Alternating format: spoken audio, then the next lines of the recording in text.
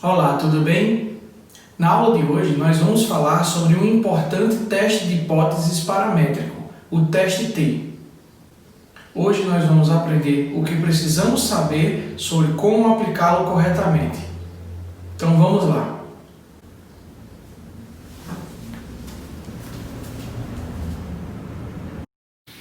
Antes, vamos ao nosso quiz de hoje. O que são variáveis contínuas ou intervalares?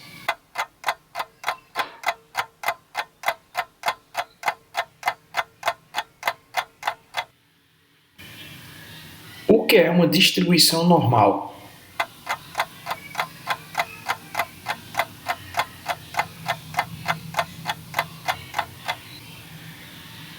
O que é desvio padrão?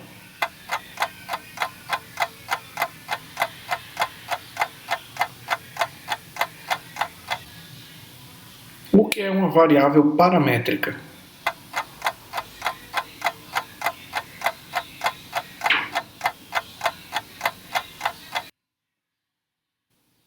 Como já vimos em aulas passadas, uma distribuição de frequências é dita normal quando os valores da média, mediana e moda coincidem.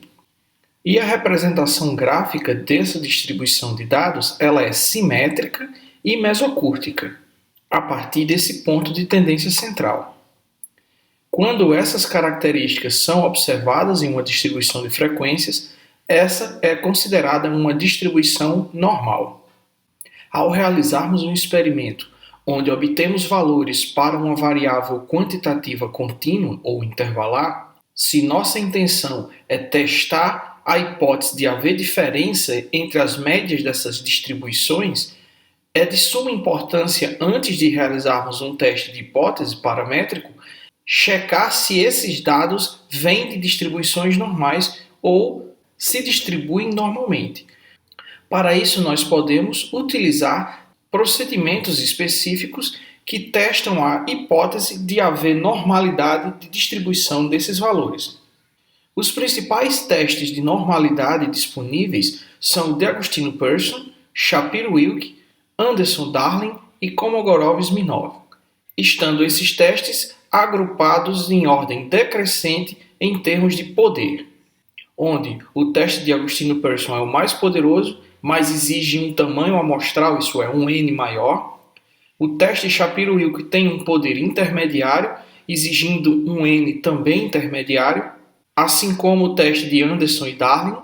E, por último, o teste Kolmogorov-Smirnov, que é o teste menos poderoso, entretanto, é útil para quando temos amostras muito pequenas.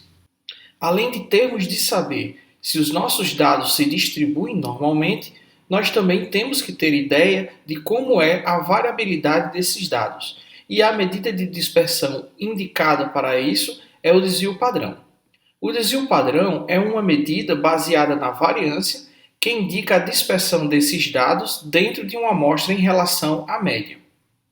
Então, o desvio padrão é dado pela raiz quadrada da variância, onde a variância é a soma de n valores que correspondem às diferenças entre o valor da média e os valores individuais elevado ao quadrado, isso tudo dividido pelos graus de liberdade, isso é, n-1.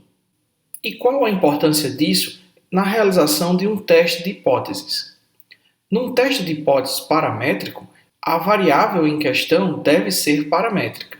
E para essa variável ser paramétrica, ela deve ser uma variável quantitativa intervalar ou contínua. Além disso, testes de hipóteses paramétricos são definidos por dois parâmetros, sendo eles a média e o desvio padrão. Além do mais, como vimos, os dados devem ser distribuídos de forma normal, para que nós possamos utilizar as características de uma amostra distribuída normalmente para fazermos então inferências quanto à igualdade ou diferença entre duas médias de duas distribuições distintas, que é justamente o objetivo da realização de um teste T, que é o assunto de nossa aula de hoje. O teste T de Student, ou simplesmente teste T, é um teste de hipóteses paramétrico usado para testar a hipótese de existir diferença entre duas médias de dois conjuntos de dados distribuídos normalmente. A estatística T foi introduzida em 1908 por William Seeley Gossett. Gossett era químico da cervejaria Guinness, em Dublin, na Irlanda. Gossett havia sido contratado devido à política inovadora de Claude Guinness em recrutar os melhores graduados em Oxford e Cambridge para os cargos de bioquímico e estatístico da indústria Guinness. Gossett desenvolveu o teste T como um modo barato de monitorar a qualidade da cerveja tipo Stout da cervejaria Guinness. Em 1908, Gossett publica o teste T na revista acadêmica Biométrica. Entretanto, ele foi forçado a utilizar o pseudônimo Student devido ao seu empregador considerar tudo aquilo que era desenvolvido nas indústrias Guinness como um segredo industrial. Então, como foi dito, o objetivo inicial do teste T de Student era monitorar a qualidade da cerveja do tipo Stout lote a lote.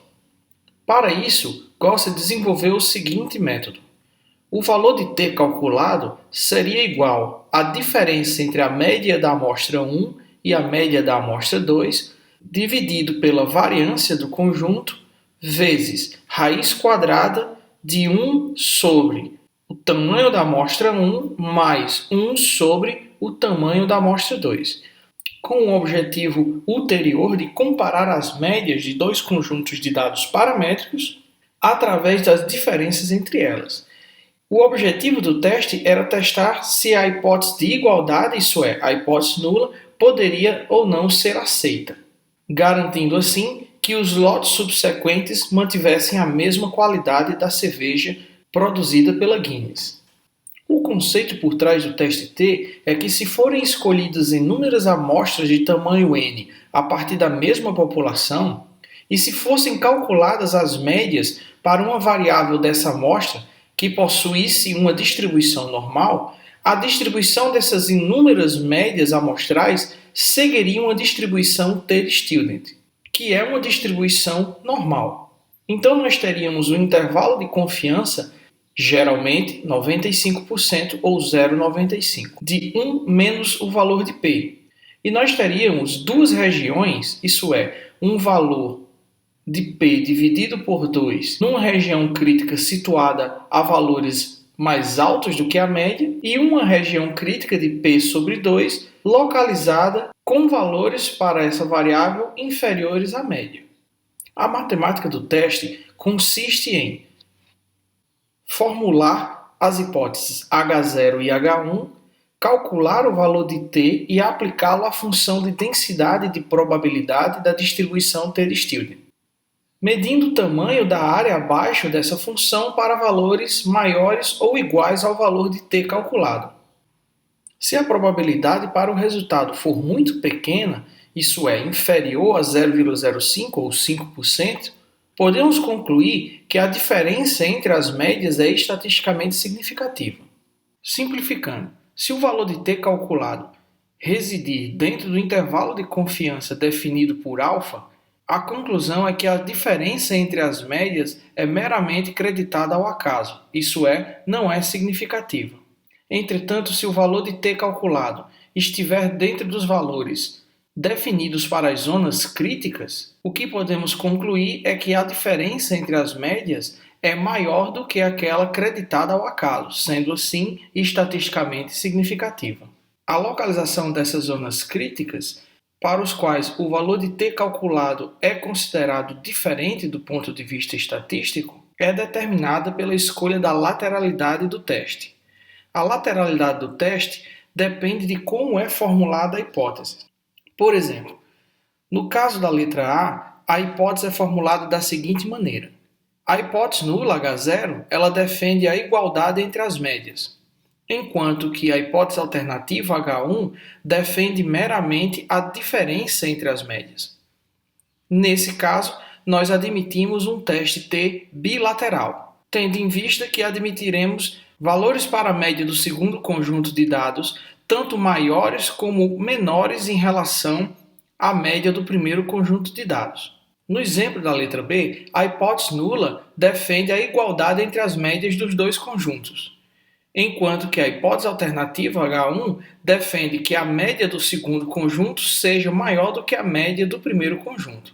Nesse caso, nós defendemos uma lateralidade unidirecional, isso é, nós defendemos que apenas médias maiores do que a média original sejam consideradas como diferentes. No exemplo da letra C, nós temos a hipótese nula de que as duas médias sejam iguais. E a hipótese alternativa H1 defende que a média do segundo conjunto seja inferior à média do primeiro conjunto. Mais uma vez, nós temos o caso de um teste T unilateral. É muito comum os programas virem com as notações em inglês two-tailed, significando bilateral, ou one-tailed, significando unilateral. Na maioria das vezes, em estatística, nós optamos por utilizar o modelo two-tailed, pois simplesmente na formulação das nossas hipóteses, a nossa hipótese nula defende sempre a igualdade entre as médias, enquanto que a hipótese alternativa defende a diferença entre as médias, não importando se essa diferença é para valores maiores ou menores em relação à média do primeiro conjunto, diferentemente dos testes T unilaterais, onde nós admitiremos em uma das opções que a média do segundo conjunto seja apenas inferior à média do primeiro conjunto, ou que a média desse segundo conjunto seja apenas superior, sendo assim unilateral. Então, para o teste T de Student, o valor de T calculado ele deve ser confrontado com o valor de T esperado. Esse valor de T calculado depende dos graus de liberdade para a densidade da função de T. E existe uma diferença entre o cálculo dos graus de liberdade quando a amostra é unilateral em relação quando a amostra é bilateral. O cálculo dos graus de liberdade quando a amostra é unilateral, o grau de liberdade será igual a n-1, isso é, o tamanho amostral menos 1. Para uma distribuição bilateral, os graus de liberdade serão iguais a n-2.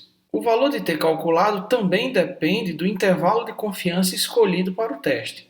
Como vimos anteriormente, os intervalos de confiança podem variar. Entretanto, nós escolhemos geralmente um intervalo de confiança de 95%, isso é 0,95, para que tenhamos um poder de teste alto, ao mesmo tempo reduzindo as chances de cometer erro do tipo 1. Então, como podemos ver, o valor de T calculado para um intervalo de confiança de 95% depende diretamente do grau de liberdade, tendo em vista que nós só utilizaremos o intervalo de confiança de 95%.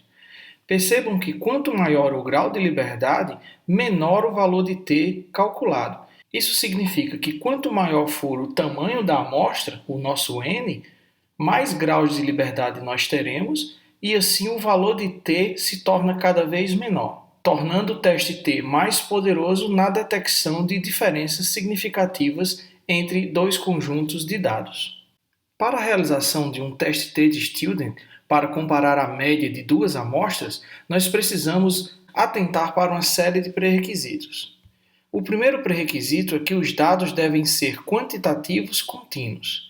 Isso é, a variável escolhida como variável dependente deve ser uma variável cujos dados são quantitativos medidos de forma contínua ou intervalar. A distribuição desses valores de dados deve ser normal ou muito próxima à normal.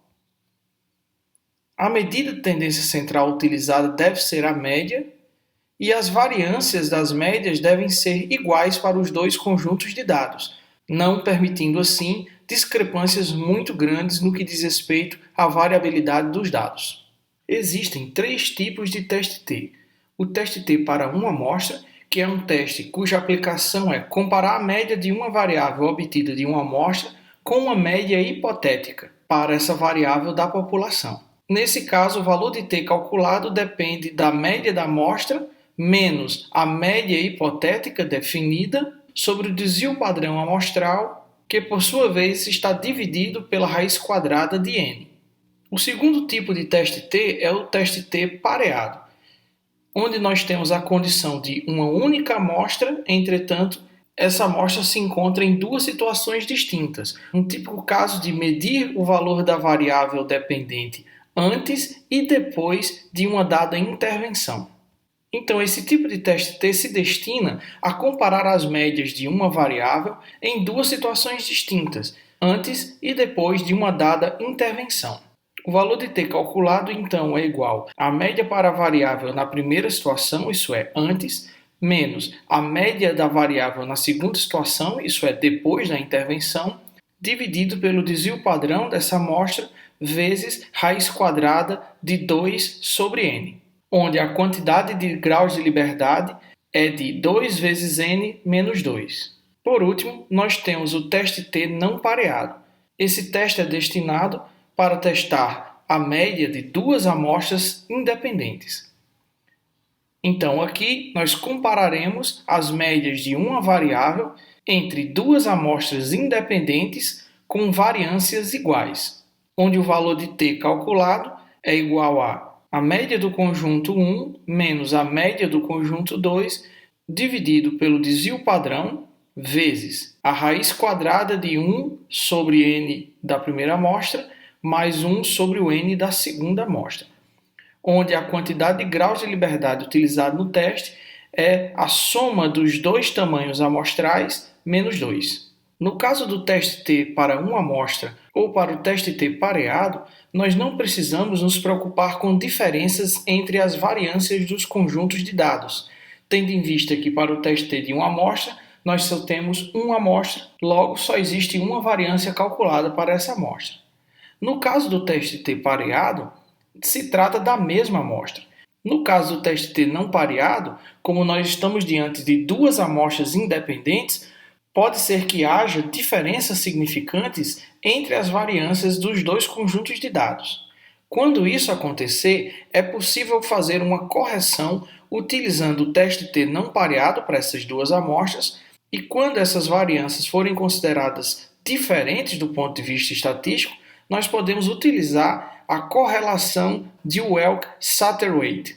Vocês verão que é muito mais simples na prática do que possa parecer, tendo em vista que vocês não precisarão se preocupar com esse tipo de cálculo matemático ao utilizar um software estatístico.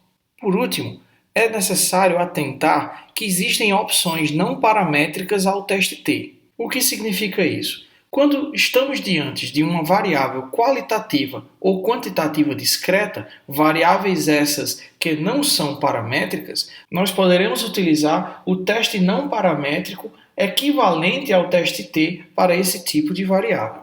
Também esses testes não paramétricos servem para quando estamos esses dados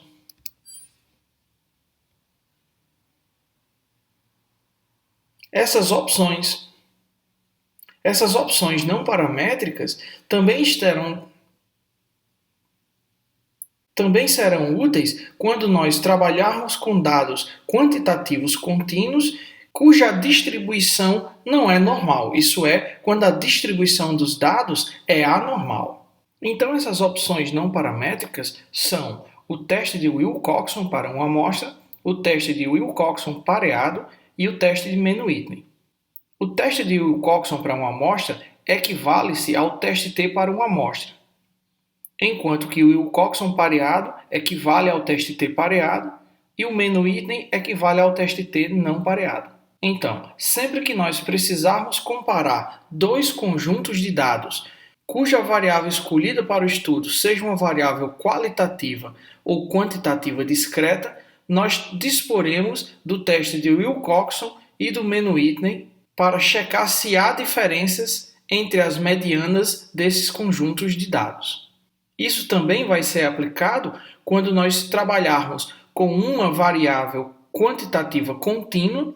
Entretanto, ao realizarmos o teste de normalidade, nós detectamos que aquela distribuição não é normal.